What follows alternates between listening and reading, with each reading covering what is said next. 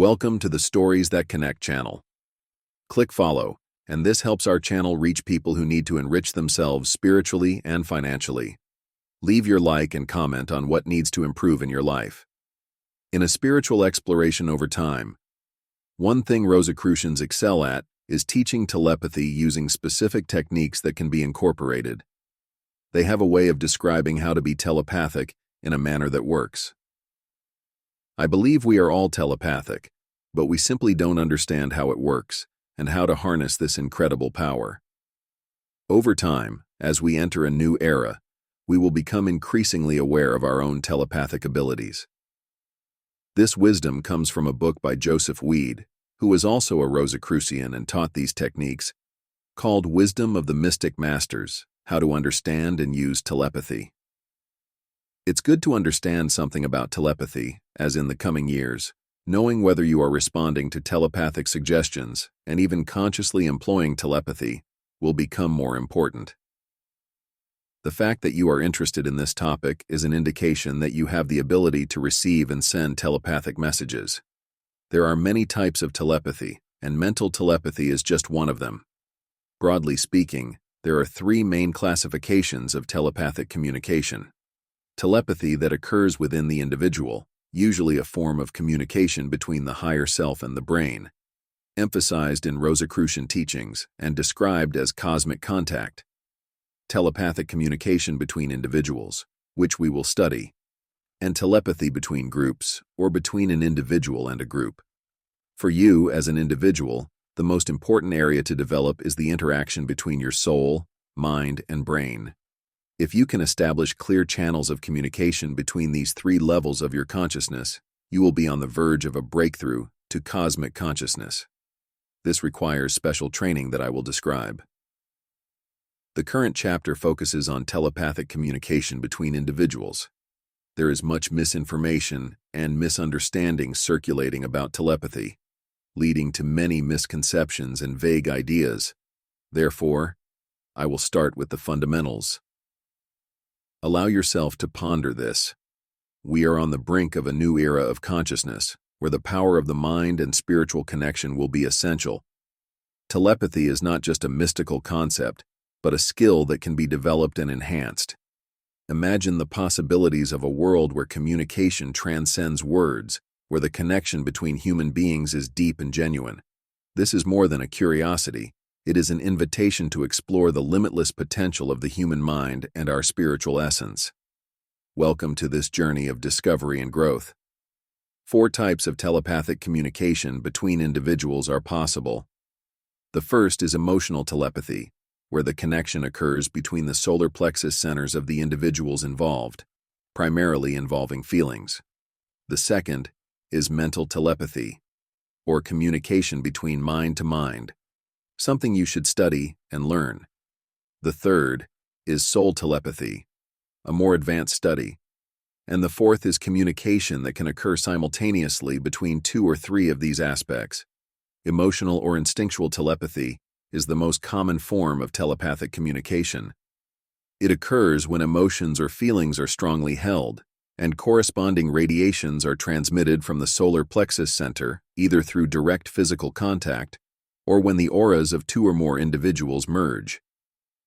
This transmission happens quite easily, rarely occurring at a distance, but when it does, under the influence of some powerful emotional stimulus, it is transmitted on the astral level, not the mental level.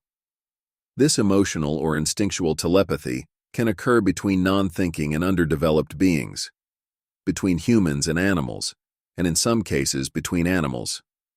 Additionally, it occurs between ordinary humans. It is not a transmission of thoughts and words, but of feelings. Fear, friendship, harmlessness, or love can be experienced in this way. Such communication exists between mother and child, and is the way the child's emotional body is shaped by their parents, just as the physical body is.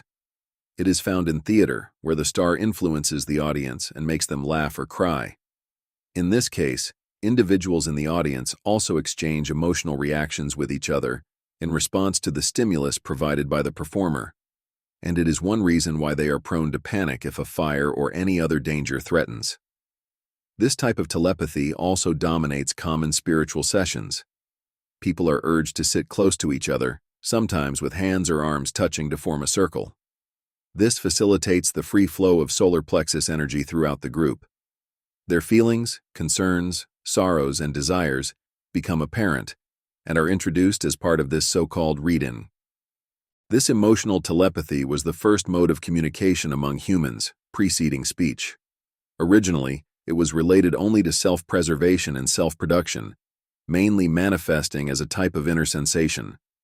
Today, it still persists in a more refined form, and you may have heard someone say, "I have a feeling this is going to happen," or "I felt like you were going to call." Allow yourself to reflect on the power of these feelings and connections. They are more than simple instincts. They are invisible bridges that connect our souls, making us part of a larger whole. True telepathic communication invites us to explore these deep connections and to better understand the essence of being human. So, when you feel that intuition, that inexplicable connection, know that you are touching an ancient and powerful truth. Open your heart and mind to this experience and discover a new level of understanding and empathy with the world around you. You should make a positive effort to elevate this kind of sensitivity to a higher stage of feeling, working towards heart-to-heart communication, and thus developing a compassionate interest in others. Mental telepathy, the second type of telepathic communication between individuals, occurring from one person's mind to another's, is our focus here. Let me point out from the outset that the more you eliminate intense emotions, feelings, and desires, the more accurate and successful your telepathic experiments will be. In fact, a strong desire to succeed in telepathic work or fear of failure are sure ways to neutralize your best efforts. Any emotion in the receiver tends to create energy flows that radiate from them, acting as a shield that prevents mental energies from making contact. Similarly, worry or anxiety on the part of the sender will cause their thought to return to them like a boomerang. Therefore, the first consideration should be to obtain the right attitude. Try to cultivate a spirit of emotional detachment, feeling that it is not important whether the experiment succeeds or not. This means your attention or awareness should be focused on the mind and brain. This can be best achieved by someone who has learned to concentrate and direct their thoughts. Assuming you have taken these preliminary steps and are prepared to succeed today, the ability of mental telepathy is becoming increasingly evident. Instinctive telepathic work is still the easiest path for most, and this possibility should always be observed and guarded, not because it is wrong or bad, but because it causes confusion. The solar plexus is still extremely active in most of us, and therefore, the first successful attempts will often be a mix of emotional and mental telepathy. Often the sender will correctly project a message through the throat center, but the receiver, with an active solar plexus, will receive it in two ways. This results in an emotional interpretation of the message that was not intended by the sender, but is uniquely in the receiver's aura. For example, the sender may project the message, "Hurry up," intending only to accelerate the receiver's efforts to learn the telepathic process. However, the receiver, even if they correctly grasp the idea of "hurry up," will likely surround the message with all kinds of negative emotional images drawn from their own arsenal of concerns. They may feel frustration because they are not progressing faster, fear they are failing because they are not quick enough, and resent the circumstances they believe are hindering their progress.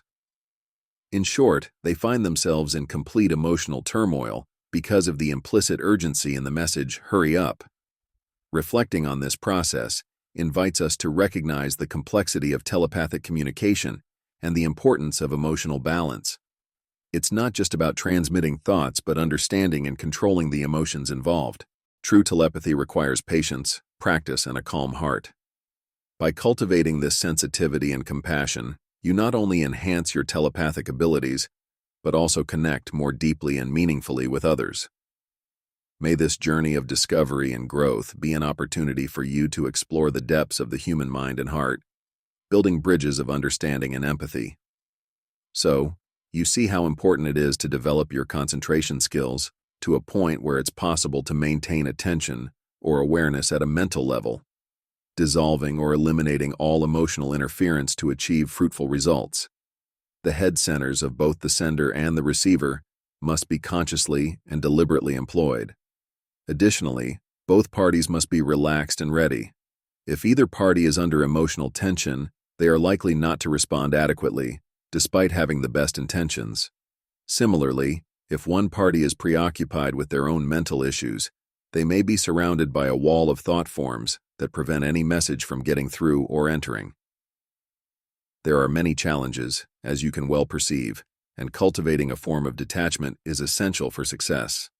However, let us suppose we succeed in this and proceed to the next step. It is said that good telepathic rapport will grow through a constant attitude of reflective thinking and a constant love for each other. Here, love does not refer to physical and personal love, but to its higher counterpart, which recognizes all weaknesses and faults of personality, but dismisses them as insignificant in relation to the bright light of the true inner self. If you're enjoying the Stories That Connect channel, click follow so that this helps our channel reach people who need to enrich themselves spiritually and financially. Leave your like and comment on what needs to improve in your life. These two factors, reflective thinking and constant love, cannot be developed overnight. They are not possible between just any two people. They represent an ideal, and we are only at the beginning, but we must start somewhere. So what is needed is a technique. In implementing this technique, we must remember that in telepathy, we deal with matter and energy, much like when constructing a house or a railway. It is true that we deal with a different type of energy and a much finer grade of matter, but it is still matter and energy, and they obey the laws of matter and energy. Always keep this in mind, the technique of telepathy. In telepathy, we will deal with 1. The force of love, 2. The force of mind, and 3. Primary energy, as follows. The force of love attracts the necessary material to clothe the idea, thought, or concept to be transmitted, thereby producing coherence. You must realize that in conceiving an idea or formulating a mental concept, you are actually gathering and compressing in one place a portion of primary energy. To keep this portion together long enough to transmit it to another person, you must encase it in a capsule or compress it in some way.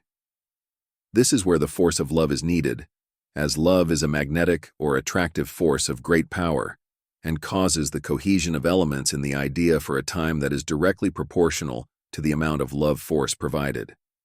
The force of love is also used by the receiver to attract the thought form, idea, or message to themselves after it has been released by the sender. Think of it as a delicate construction where each thought and feeling are bricks and mortar, building invisible bridges that connect hearts and minds.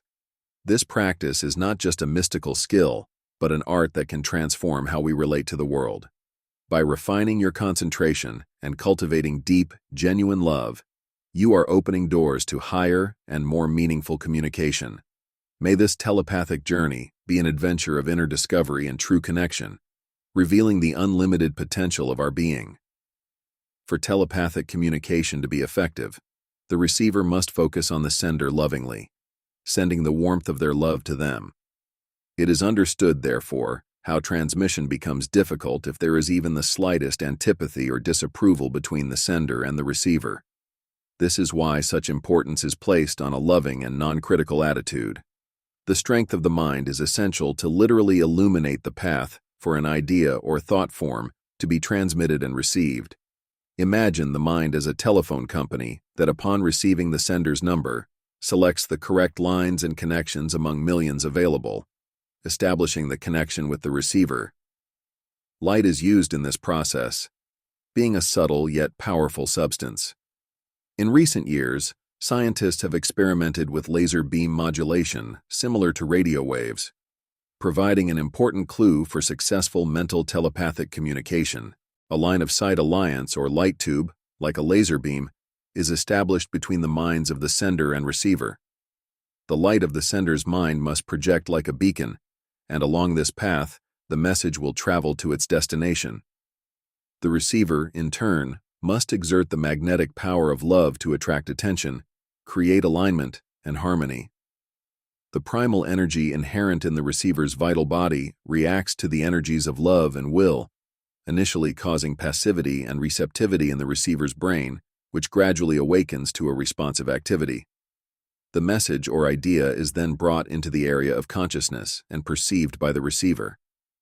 As you progress in this work, You may often experience delayed action. If you are near someone or working telepathically with them, they may send a message at an unplanned moment. You might be engaged in other activities with your attention focused elsewhere, and in such cases, the message may be received and stored correctly, later released into your conscious mind when you are at rest. Keeping in mind the above, the technique to be employed should be as follows. The sender should send love to the receiver, visualizing their face or name. Focus total attention at the mental level and calm all emotions. Visualize the message or idea. Send it in a stream of love to the receiver. Dismiss all thoughts about the process, feeling that the communication has been successfully transmitted. This practice, though challenging, opens doors to deeper and more meaningful communication. Imagine being able to connect with another human being on such an intimate level, where thoughts and feelings flow freely and without barriers. Telepathy is not just a mystical skill, but a journey of self-discovery and empathy. By cultivating this sensitivity and compassion, you not only enhance your telepathic abilities, but also build a bridge of understanding and love between yourself and others. May this journey be an adventure of inner discovery and true connection, revealing the unlimited potential of our being. The receiver should first send a stream of love to the sender, visualizing as if reaching out to touch them, feeling the warmth of that love at the same time. Next, they should use willpower to elevate their consciousness to the mental level and keep it there, free from all emotional stress. Finally, they should relax and adopt an attitude of indifference, not anxiety. This releases psychic energy in their body to be shaped by the thought form arriving. There you have the technique, the entire technique. It seems simple, and it is simple. The only difficult part is training the mind and body emotions to act at the right moment. This is like learning to paint or play the piano. It requires control, practice, and work. Initially, it's best for the sender and receiver to be in the same room or adjacent rooms. The sender can notify the receiver when they begin sending, giving a signal like tapping a pencil or ringing a bell, and can give a corresponding signal when finished. To start, a simple visualization is best. The sender should vividly imagine in their mind a geometric figure, such as a circle, triangle, square, or star. Advise the receiver in advance that it will be a geometric figure to facilitate opening the channel.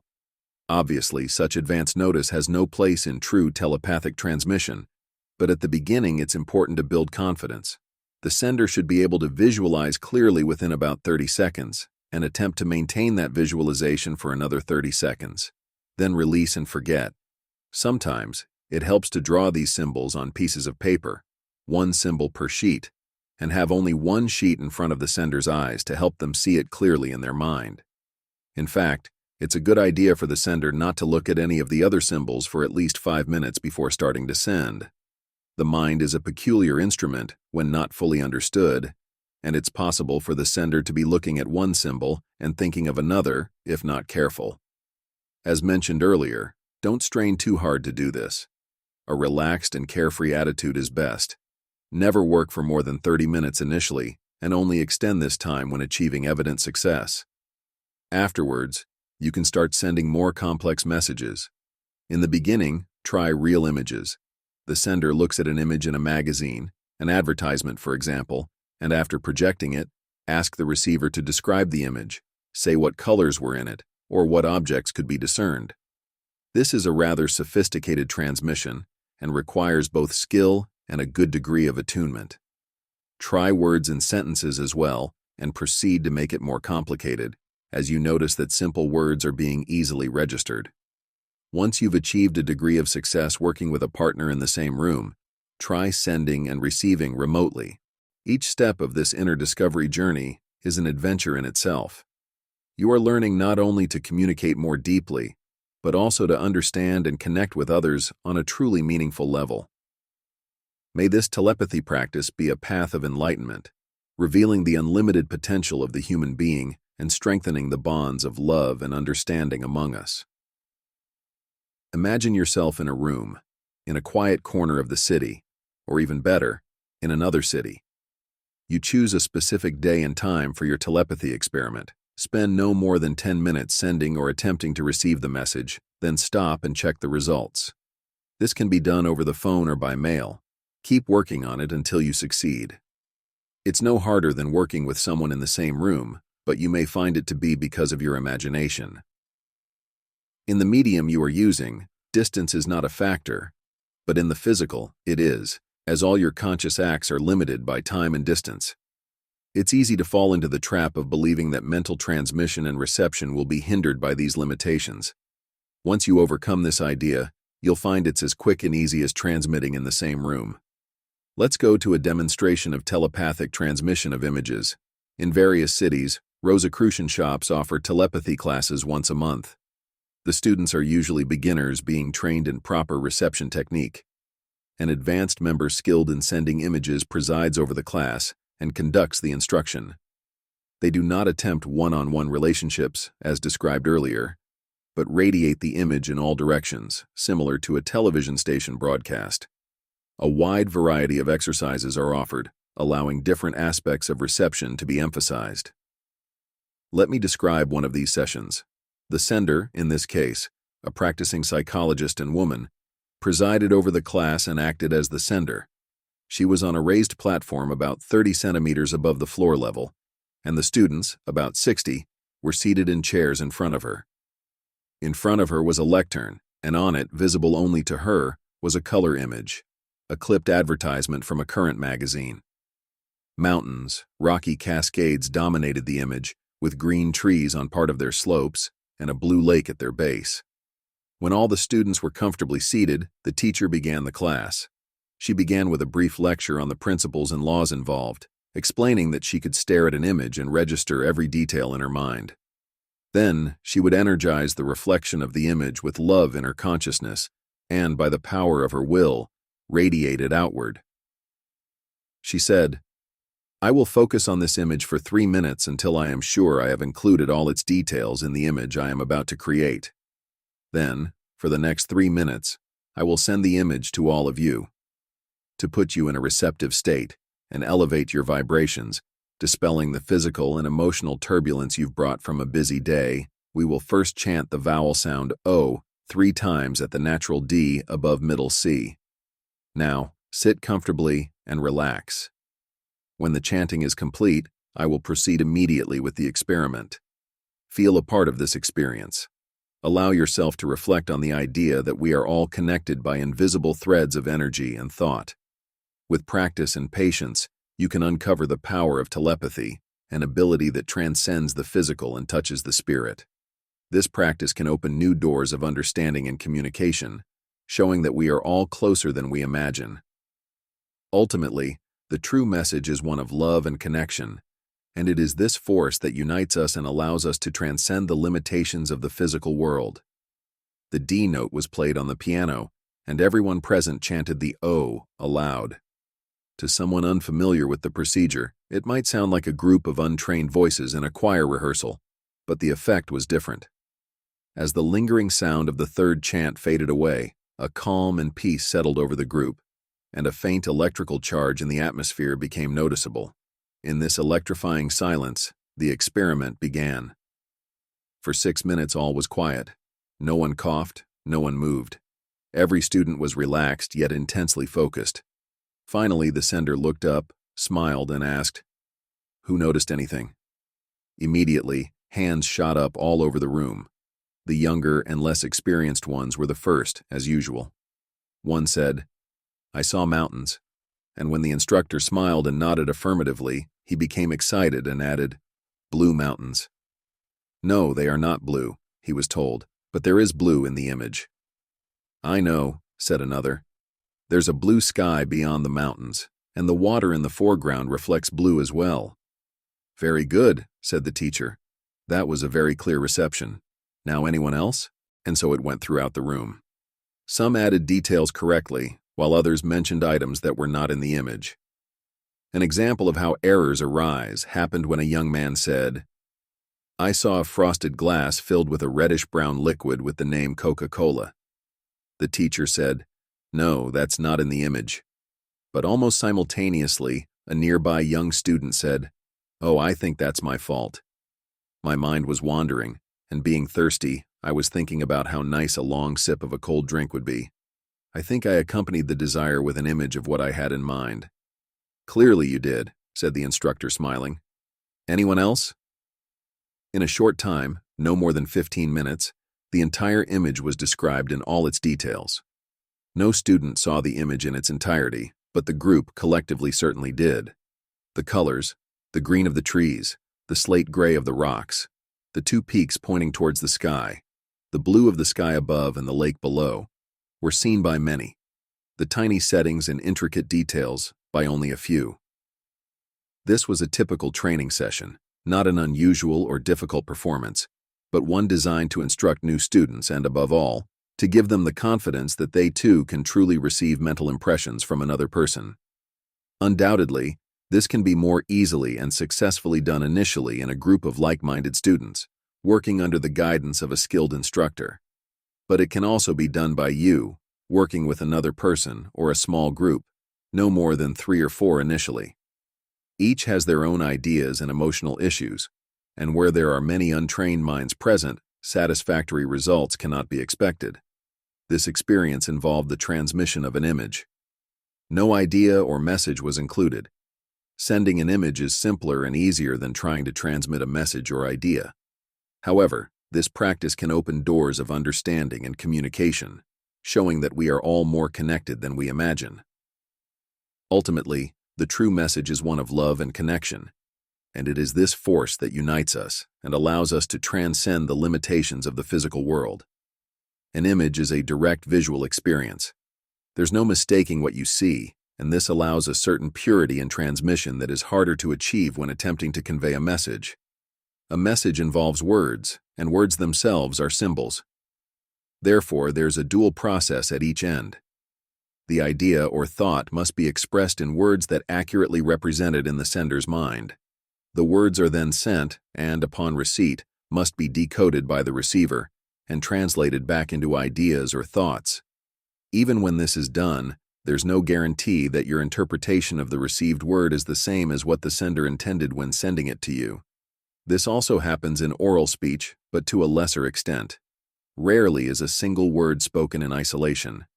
Generally, there is a flow of language, with each word supported by those that precede and follow it, all enriched by intonation and the magical personality of the speaker. Because of this more involved technique in verbal telepathy and the increased possibility of error, the training is much more rigorous. You should start with single words. Only after gaining confidence in sending one word at a time can you contemplate sending phrases, much less complete ideas. Patanjali, the great Hindu sage and teacher, recommends the following technique. Study the form of the word symbolically as a verbal image. Study it from the angle of quality, beauty, and desire. Study its underlying purpose and its educational value, as well as its mental appeal. Study its essential being and try to identify with its underlying divine idea. As you can see, the process gradually elevates your consideration of words to increasingly higher levels of consciousness. When you reach the highest possible level, send the word to the receiver, who in turn should strive to maintain their attention at the highest mental level they are capable of. Often, it helps if the sender articulates the word softly and clearly, while releasing it from their consciousness. The art of communicating with each other has come a long way. It began with a sense of touch, 1 or 2 years ago. The next step was sound, not words, but cries of joy, pain, gurgles of ecstasy, moans of distress. Then came symbols, gestures of the arms and body, nods of the head. The sign language of Native Americans is a sophisticated development of this earlier method of sign communication preceding speech. Hundreds of thousands of years passed between the first efforts to communicate by touch and the articulation of words. Words then became sentences, and sentences became language. Eventually, writing developed, first as a representation of gestures from sign communication, then as images of events. Finally, these early images were conventionalized into letters and words. This long path that communication has traveled is a testament to our constant search for connection. Even today, with all our technologies and advances, the desire to connect deeply remains, and it is in this spirit that telepathy finds its place. as a way to transcend the limitations of spoken and written language, seeking a purer and more direct communion between minds and hearts.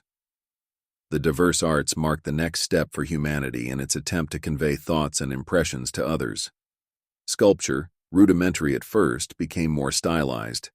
Then came music, painting, and poetry. This is where the world finds itself today. The higher means of communication that still need to be mastered are telepathy, inspiration, and eventually enlightenment. Yes, these are the ultimate forms of communication, as you will perceive upon reflecting on them for a moment. They are not direct person-to-person communication like telepathy, but refer to someone's ability to make contact with and access realms of knowledge beyond our wildest imagination. Enlightenment comes only as a result of tremendous control and vast development. It is well beyond the reach of the average individual, but everyone above a certain mental level experiences flashes of inspiration. This latent ability can be developed, and I will give some suggestions to recapitulate. Let me say that successful mental telepathy depends on the following factors. The channel between the sender and the receiver must be kept open. Any criticism, whether spoken or implied, any suspicion or resentment, any impatience or irritation from either will disrupt the contact. The sender must focus on sending. There will be many temptations to let the mind wander, even to overthink about the receiver or the technique being employed. The receiver should be visualized initially and then put out of mind, while the entire effort is to visualize clearly and then release with love the message to be sent. The receiver should think of the sender for just a moment or two and, after sending a wave of loving attraction to them, remove the personality from their mind.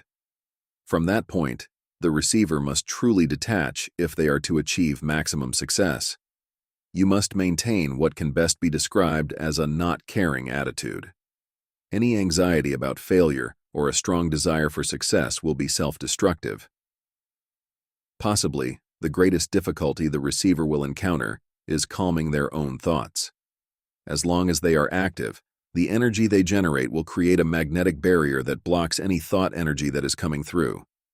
The receiver must learn to relax the mind, and indeed practice this in advance until proficient.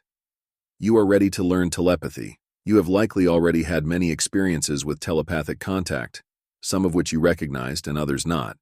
This is an inherent faculty of all humans and requires only attention and practice for its development. Humanity needs to relearn telepathy, and within 500 years, it will once again become an accepted mode of communication for a large, indeed a vast part of humanity. You are ready for this now and can learn it through conscious effort and much practice. If you dedicate yourself to it and succeed, you will benefit yourself in many ways.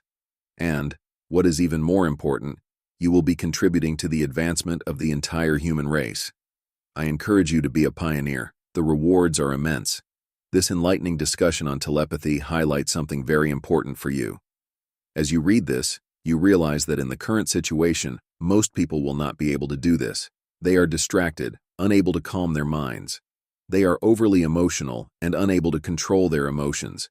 It is crucial to understand from this material that there is a distinction in telepathy. You can feel people's feelings and send them, that is, communicating at the solar plexus level. But when you want to send images and words, the situation becomes much more complex. It is also important to note that it is not like a phone call. You can send a message to someone who may be working, mowing the lawn, and when they finish the task, the message may be received.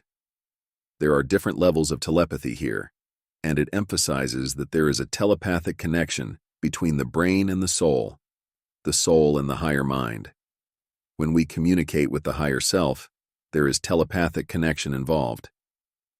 I truly believe that understanding and going through this process of telepathy is incredibly important. By training and applying basic techniques, such as the exercise of sending a triangle or a circle, you begin to exercise your mind like a muscle and get better and better at it. We must openly accept the idea that we can send messages, and often, if you have certain emotions arising, it may not be your own. You can walk into Walmart and be exposed to the emotions of certain people. Your solar plexus is active in group settings, and you must understand this differentiation as you become more alert and aware. able to calm your mind and observe what is happening in your thoughts and emotions.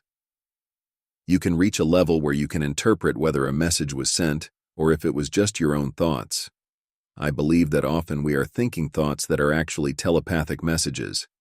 You have a strange thought and wonder why you would be thinking that, and you've simply dipped into this sea of thoughts around you.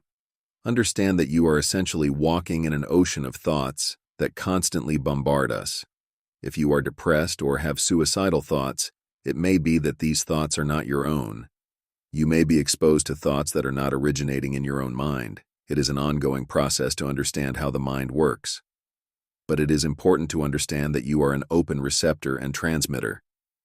This is an important observation to understand because often people identify all their thoughts as part of their own identity. In reality, you are a receiving station, and sometimes these thoughts flowing through you are no different from hearing echoes of a radio playing in the house next door, which have nothing to do with you. As you calm your mind and become more observant and focused, you will become more aware of the thoughts interacting within your mind. It is important to recall here the technique where they received thoughts, involving simply saying "oh" 3 times. If you wish to receive or send thoughts, relax, clear your mind, and connect with love. Another thing emphasized here is that love is the key element in transmitting a thought or idea.